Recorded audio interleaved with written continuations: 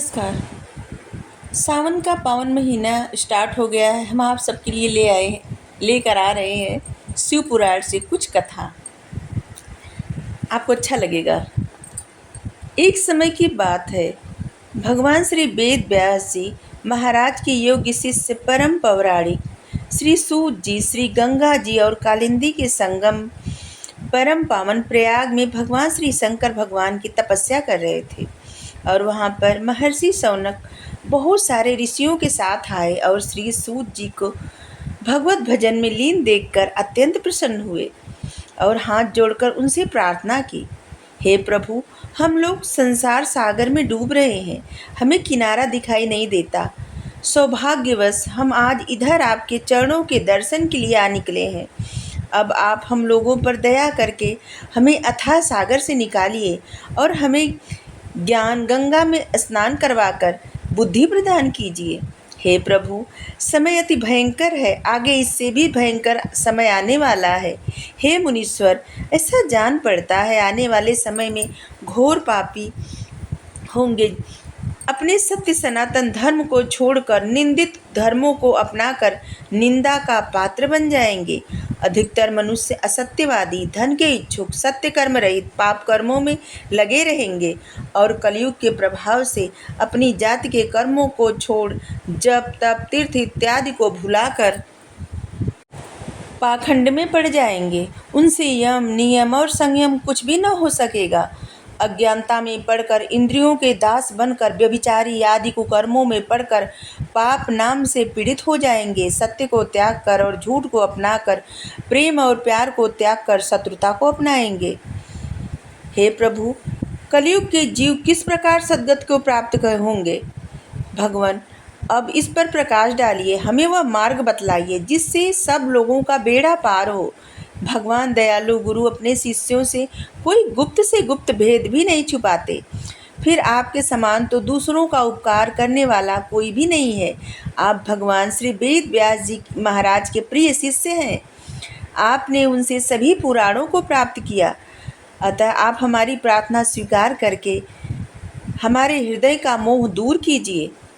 ऋषिगणों की बात सुनकर परम पौराणिक अत्यंत प्रसन्न हुए। थोड़ी देर तक भगवान श्री शंकर का ध्यान करके इसके बाद बोले, वत्स शौनक तथा अन्य ऋषिगण, आप लोग धन्य हैं जो आप लोगों ने ऐसा त्रिलोक हितकारी उत्तम प्रश्न किया है। सुनो, मैं आपके सम्मुख भगवान श्री शंकर जी की वह कथा कहूँगा जिसके श्रवण से कलिकाल में समस्त पाप नष्ट हो जाएंगे। भगवान शंकर का यह चरित्र कलि के पापों का नाश करने वाला, परमार्थदायक, वेदांत सार का भी सर्वस्व है। भगवान शंकर के चरणों में प्रेम करने वाला अनेक पापों को नष्ट करके परम पद को प्राप्त होता है। उनका यश गान करके लाखों मनुष्यों को मोक्ष प्राप्त हो चुकी है। मस्तक पर भस्म का लेप करके भगवान शंकर का ध्यान करने से अवश्य ही शिवलोक की प्राप्ति होती है।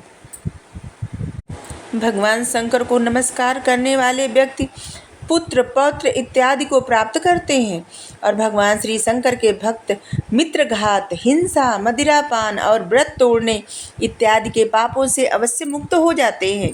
अतः प्रत्येक मनुष्य को चाहिए कि संसार का दुख रूप जानकर भगवान श्री शंकर का ध्यान करे। संसार का त्याग करने वाले, वेदों को पढ़ने वाले और माया से रहित मनुष्यों को भगवान शंकर का ध्यान करना चाहिए। संसार के दुखों से छुटकारा पाने वाले इच्छुक मनुष्यों को त्रिशूलधारी भगवान श्री शंकर का ध्यान देना चाहिए। कमल के पत्तों पर जल के समान शंकर के पुजारियों के पास पाप कभी नहीं फटक सकता। शौनक इत्यादि ऋषिगण परम पौराणिक श्री सूत जी के ऐसे वचन सुनकर हाथ जोड़कर बैठ गए। फिर ऋषि मंडल की और महर्षि शौनक ने प्रश्न किया, भगवान श्री शिव जी महाराज निर्गुण है तो सगुण रूप कैसे हुए, यह आप हमें बताइए।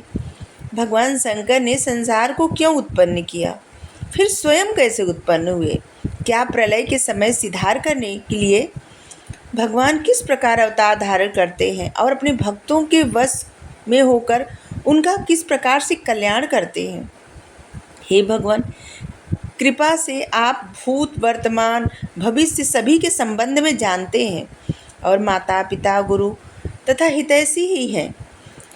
आपने संसार में अपने समान विद्वान और संयम आदि नियमों का पालन करने वाला कोई नहीं है। आपने भगवान से सब कुछ श्रवण किया है और सौभाग्य से आपसे भेंट भी हो गई। बिना सौभाग्य से भला आपका दर्शन कहाँ प्राप्त हो सकता था। हे प्रभु, आप कलि के पापों को नष्ट करने वाले परमार्थदायक भगवान शंकर की परम शक्ति और पवित्र कथा सुनाइए। ऋषिगणों के वचन सुनकर श्री सूत जी अत्यंत प्रसन्न हुए और बोले, हे ऋषिगण, जो प्रश्न इस समय तुमने मुझसे किया, यही प्रश्न देवर्षि नारद ने अपने पिताश्री ब्रह्मा जी से किया था और ब्रह्मा जी ने नारद जी को बताया था। वह मैं तुम्हें सुनाता हूँ, ध्यान से सुनो। हे ब्राह्मणों, देवताओं, एक समय की बात है। देव ऋषि नारद तप करने के लिए हिमालय पर्वत पर जा पहुँचे और पतित पावनी गंगा तट पर एक सुंदर स्थान पर बैठकर मौन हो बहुत दिनों में पूर्ण होने वाला तप करने लगे। देव ऋषि नारद के उग्र